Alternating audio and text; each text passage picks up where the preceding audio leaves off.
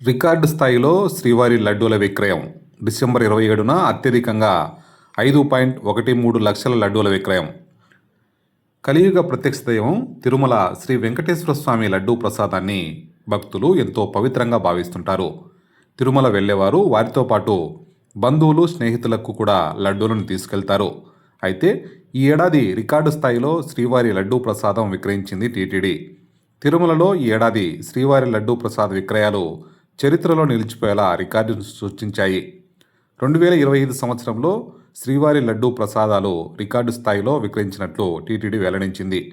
2024 సంవత్సరంతో పోలిస్తే దాదాపు 10% అధికంగా లడ్డూలను భక్తులకు విక్రయించడం జరిగింది.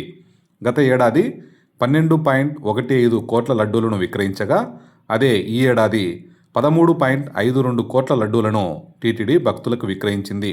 అంటే గత ఏడాదితో పోల్చితే 1.37 కోట్ల లడ్డూలను ఈ ఏడాది అదనంగా భక్తులకు విక్రయించినట్లు చెప్పింది. గత దశాబ్ద కాలంలో ఎప్పుడూ లేని విధంగా 2025 డిసెంబర్ 27వ తేదీన అత్యధికంగా 5.13 లక్షల లడ్డూలను భక్తులు కొనుగోలు చేసినట్లు టీటీడీ తెలిపింది.